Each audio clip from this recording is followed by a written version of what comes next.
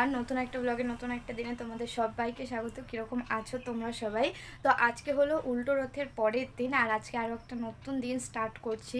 এখন ঘড়িতে বাজছে হচ্ছে 12টা, মানে ডট 12টা বাজে আমি ব্লগটা স্টার্ট করছি।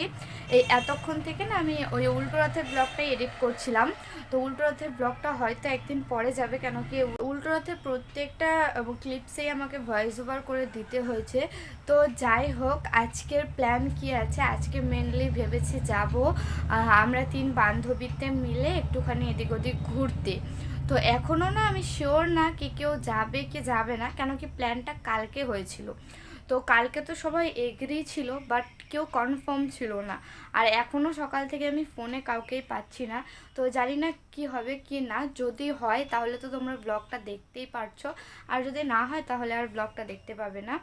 তো যাই হোক, এখনও হয়তো মানে আমি বেসিক্যালি সুপ্রিয়াকে ফোন করেছিলাম, সরি এক মিনিট গাড়ি যাচ্ছে।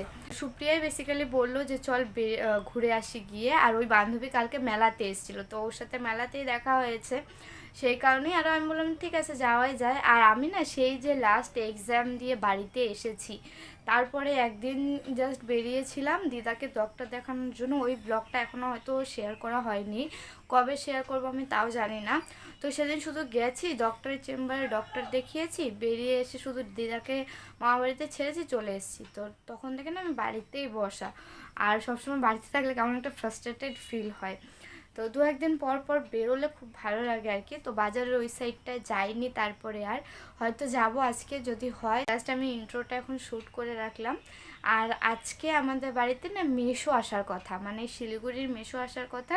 মেশো এখানে বিন্নাগুড়িতে একটা কাজে যাবে, তো ওই কাজ থেকে ফেরার পথে এখানে আসবে। তো মেশোর অনেক কাজও আছে আমাদের এখানে, আর তাছাড়া এমনি ঘুরতেও আসবে, যেহেতু অনেকদিন পরে আসছে। তো যাই হোক, সেই কারণে হয়তো আমি বিকেলে ইন্ট্রোটা শ্যুট করতে পারবো না বলে ইন্ট্রোটা এখন দিয়ে রাখলাম। আর বিকেলে যদি কোনো প্ল্যান হয় তাহলেই তোমরা দেখতে পাবে এই ব্লগটা।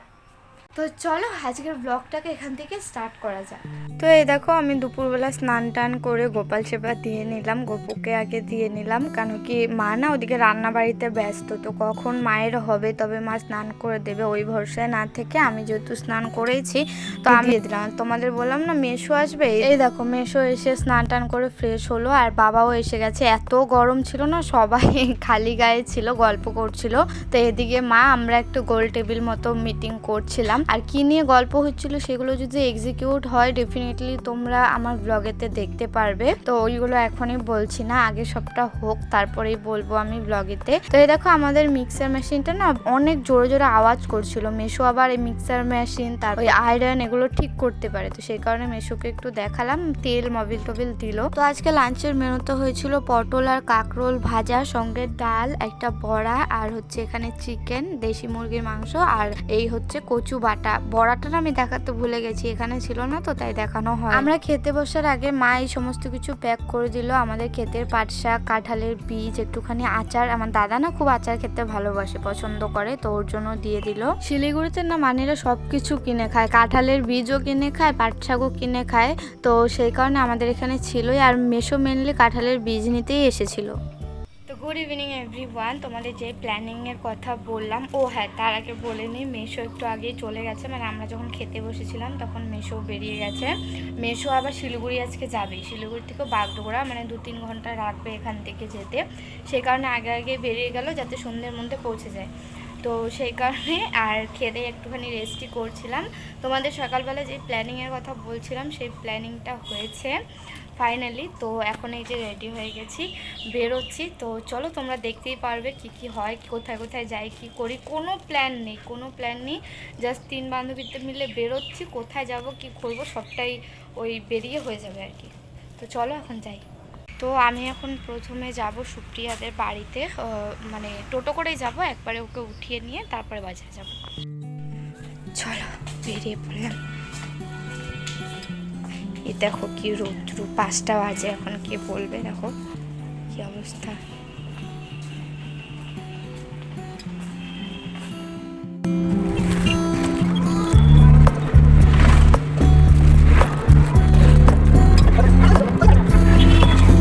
দেখো টোটো করে চলে এলাম সুপ্রিয়াদের বাড়ির সামনে। আর ওর জন্য না আমি একটুখানি প্যাকেটে করে আচার নিয়ে গেছিলাম। তো ওকে বলেছিলাম তোর বাড়ির কাউকে আসতে বলিস, আমি একটা জিনিস এনেছি দিয়ে দেবো। অ্যাকচুয়ালি ও এর আগে একদিনকার রাত্রিবেলা আমাদের বাড়ি গিয়ে বলছিল যে আচার খাবে, তো মা বারণ করেছিল যে রাত করে আচার খাস না, একদিন দিনের বেলায় সে খায়। তারপরে ও আর দিনের বেলাতে যায়নি। আর ওই যে দাঁড়ানো দেখলে ওটা হচ্ছে ওর দিদা হয়। তো ও আচারের প্যাকেটটা ওর দিদার হাতেই দিল। আর তারপরে আমরা টোটোতেও উঠে গেছি। আর দুজনে একসাথে হলে যেরকমটা হয় গুচ্ছের গল্প, সেটা টোটোতে থাকি বা যেখানেই থাকি, তো সেই গল্প করতে করতে এখন যাচ্ছি।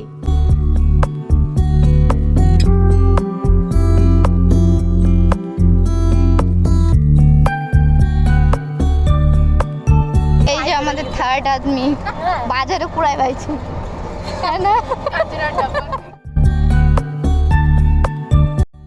কি গ্রিনারি চারিদিকে।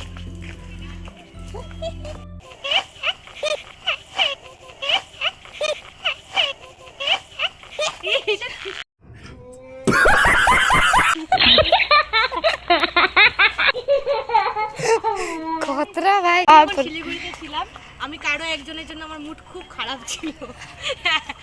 এখানে আসার পরে আমি ভুলে যাই তাকে। রুকো যারা সবার করো। বল আমরা গসিপ করি, গসিপ কিছু বলবি? নিও করি যদি ব্লগটা দেখে থাকি। समझ रहे हो आप? ই বাবা, হ্যাঁ ভগবান কি সুন্দর ফুলগুলো। আর এই যেখানে চলছে বাচ্চা কাচ্চার হুজ্জুদি, দুঃখী আত্মা। गजब बेइज्जती है। যে ফটোগ্রাফার দিদি ওই যে ফুলের ফটো তুলতে গেছিল। এই যে এর মাথায় কিছু একটা পোকা ফটো তুলতে গেলে পোজ দেয় না, কথা বলে যায়। ভিডিও করতে গেলে আর যাই করলাম ধূপগুড়ি পার্কে এসে কোনোদিন গাছের নিচে কোনো ছেলের সাথে বসে থাকি। अरे कहना क्या चाहते हो? দেখাচ্ছি এক সেকেন্ড। नहीं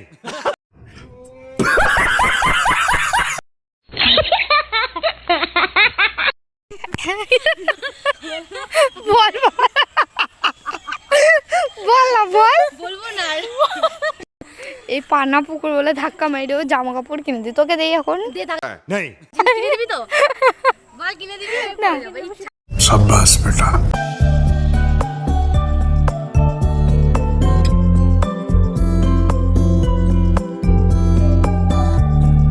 তো হ্যাঁ, এরকম ফালতু ইয়ার্কি মজা আমরা করতেই থাকি। আর সবাই একসাথে হলে যা হয় অনেক হাসাহাসি, অনেক মজা। আর আমার আর সুপ্রিয়ার তো দেখা হয় সুপ্রিয়া যখন এখানে আসে, বাট ওর সাথে না অনেকদিন পরে দেখা হলো। মানে আমরা তিনজনে অনেকদিন পরে আর কি এক জায়গায় হলাম, এটাই আর কি ব্যাপার। গাইস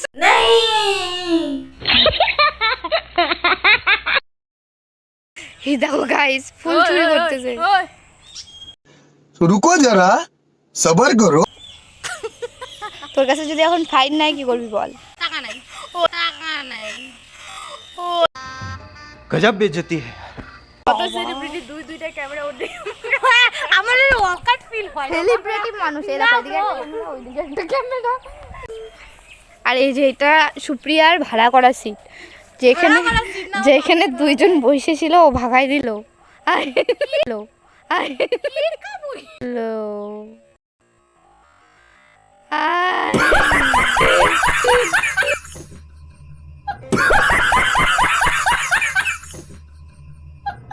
আমরা যতবার আসি এই সিটটাতে বসি, এই যে এলওয়ালা আমাদের ভাড়া করা সিট। 5 hours later. অনেকক্ষণ গল্প করার পর 6টায় পার্কের গেট বন্ধ হয়ে যায়, তার আগেই আমরা বেরিয়ে পড়েছি। এখন একটা অন্য জায়গায় যাব।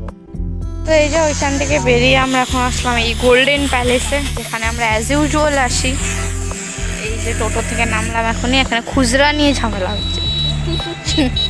খুঁজবি? আর এই যে ও ব্লগ করছে। তোর ব্লগ কই যাবে? ফেসবুকে আমি আইডিটা মেনশন করে দিব। এখানকার না অ্যাম্বিয়েন্সটা ভীষণ সুন্দর, আর রাতের বেলায় আসলে আরও সুন্দর লাগে, লাইট টাইট জ্বালিয়ে দেয়। এই দেখো এরকম দেখতে সামনেটা। আর আমি লাস্টে একদম ফটো দিয়ে দেব কয়েকটা। হচ্ছে আমাদের কেবিন। তো এখানে সবাই মিলে বসে এটাই ভাবছিলাম যে কি খাবো, বাট সমস্ত কিছু প্রাইসই না একটু ওভার প্রাইস লাগছিল। এই যে আমাদের 3 কাপ চা আলাদা হয়ে গেছে, তাই একসাথে দেখাতে পারি।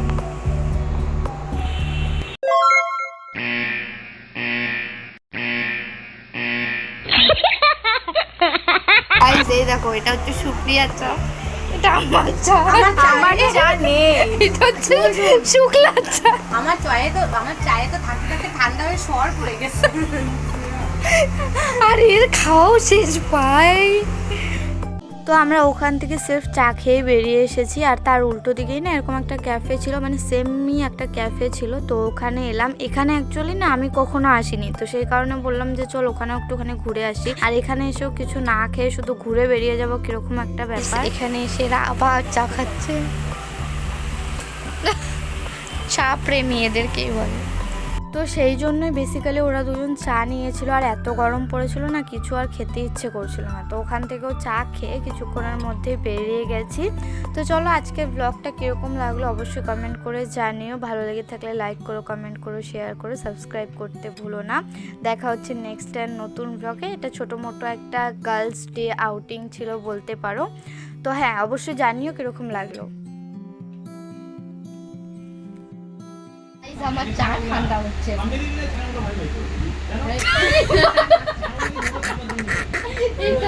আরেকটা